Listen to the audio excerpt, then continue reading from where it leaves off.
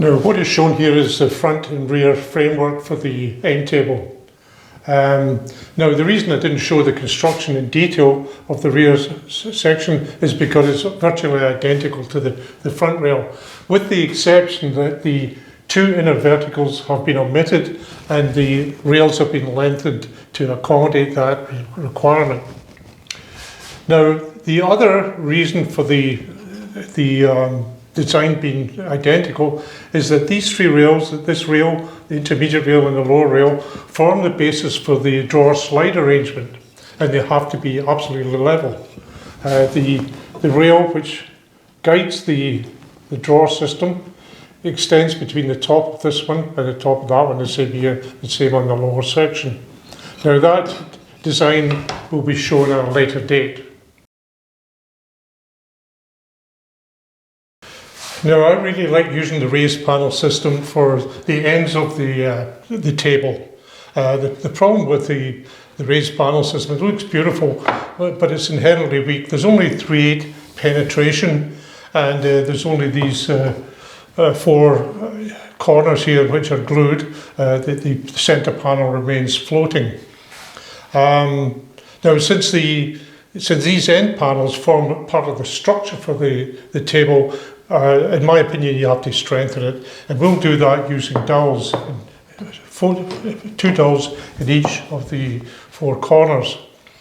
Now, once you put this raised panel together, there'll be a slight difference in the height here. Then these parts won't quite be true and fair. So we put these after. What I do is after I've finished it, lightly clamp them together, just very lightly, and then put painter's tape along the joins, and this will keep it really tight, and then we can put it in the table saw and fair these all up. Obviously these widths here have to be the same, or the table will not be fair when you're putting it together. And also we want to fair these here and these here so that we can have good reference points for the dowel marks, because we reference from here down and from there down, and the same here and the same here and there.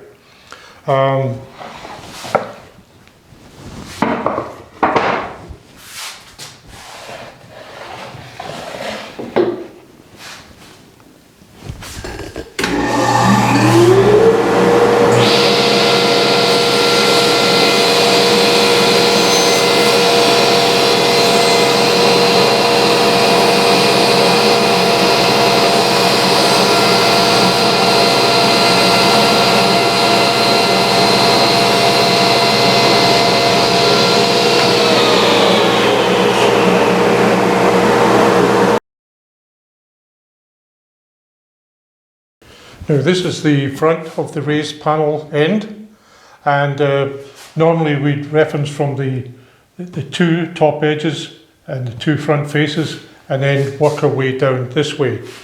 In this particular case, because the stiles are exactly the same length and everything's set in position, we can actually reference from the top down and from the bottom up. And also because of the profile, we're going to reference differently this time. We're going to reference from the back, like so. Those will be 1, 1, 1, 1, 2, 2, 2, 2, and it is the same going on for the rest. Now the other thing you must do when you're referencing from the back is make sure these two faces are absolutely flush. Same here, same there, same there. Like dress them up to make sure they're flush, or you'll have problems.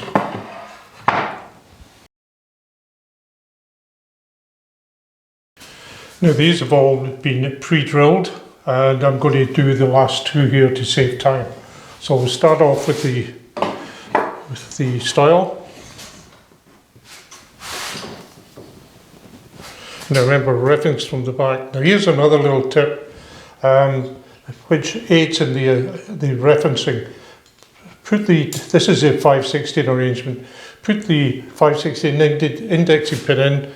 Now we reference from the back here, the numbers here, and put the indexing pin in, and then bring it along until the indexing pin touches the workpiece, and then just tighten your two clamp screws evenly. And now we're going to drill. We're going to drill into 3 and 5. Now, there's another thing to note here. This, because of the mortise, we'd normally be in 3/4, half the length of the dowel, 3/4 and 3/4 in the opposite side. But in this case, we're going in 3/4 plus 3/8 because the mortise is 3/8 steps, so we've got to go in an extra 3/8.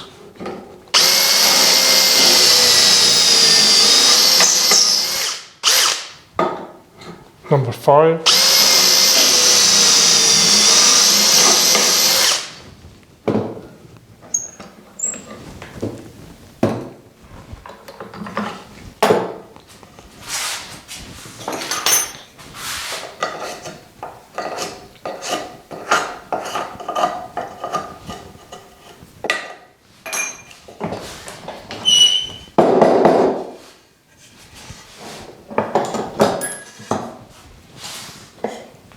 No, we're not using any spacers here, we're just using the device as normal. Now once again, you have to do the same thing again, but it's the opposite end. Place the index pin in, reference from the back,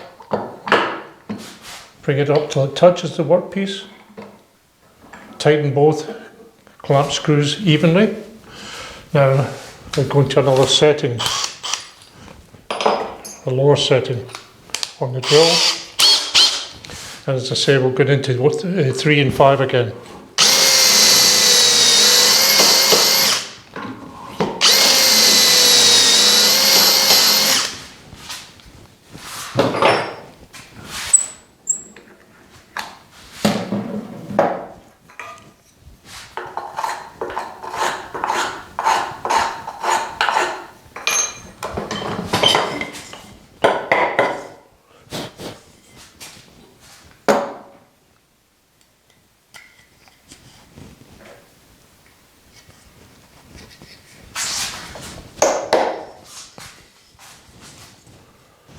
Four.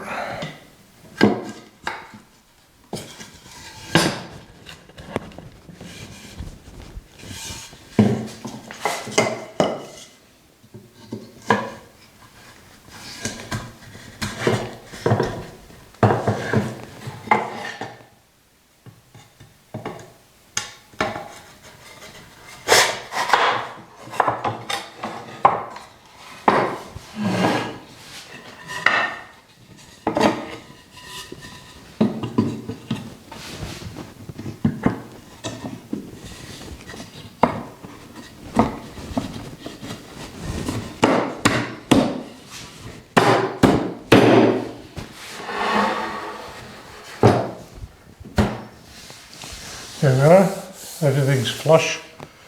That's it, all finished. Now the 2 raised panels are finished and glued, sanded, complete, and we're about ready to join to the front and rear legs. Now I'm going to use 10 dowels, 5 each side, and we're going to reference from these top 2 faces here and the top 2 faces here, and we want a 1/4 inch offset or relief.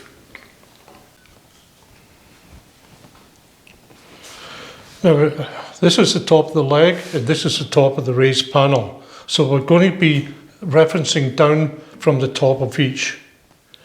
Now you'll notice that this is one of the legs, and you'll notice that it has the placement of the rails in these 4 positions. So there's 2 ways to avoid fouling these, and we'll deal with the best one in this particular case, is just to miss them entirely and rearrange the positioning of the holes in between these. Now, the raised panel section is 7/8 thick, so you remember the formula: 7/8 halved is 7/16, minus 3/8 is a 16th. So we have to install a 16th spacer in between the block and the reference bracket. Now we also want an offset or relief on the leg of a 1/4 inch.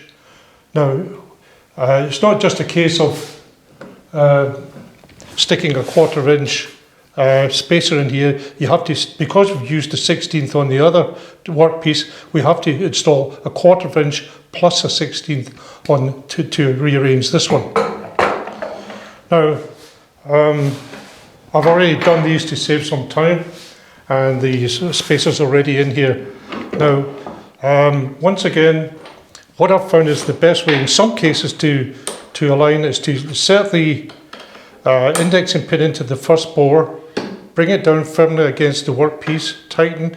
In this case, we're going to drill number 5. That's to avoid these other bores. Now, once that's done, slide it down. Now, this is set at 5 7/16 if I remember correctly. We set this in, make sure it's centered and level. Bring this up, and in this case, we're drilling 2 and 3. Do the same thing again. Move this into the last bore, and once again, drill 2 and 3. Now that's that one finished. Now we do exactly the same thing with the leg, except that the we have the 7/16 spacing in here. Now here's your check mark here, so it goes against there. There's your X, so we're going to be aligned to there. Now don't forget to install your indexing pin, to tighten both equally. Now, once again, just do the same thing with drill number 5.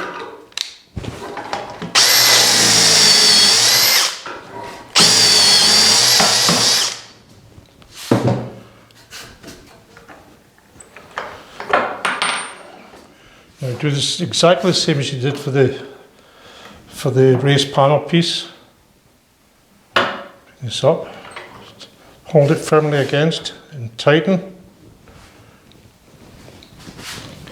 And 2 and 3.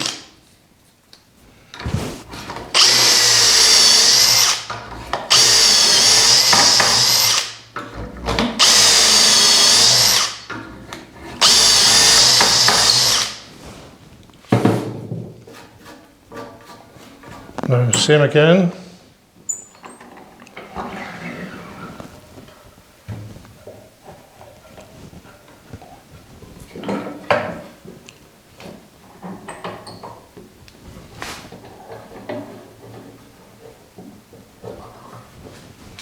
Two and 3 again.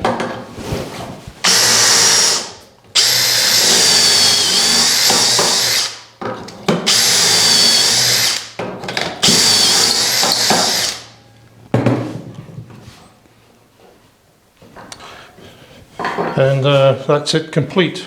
All holes, it's all ready to be assembled. We are now going to dry fit the raised panel assembly.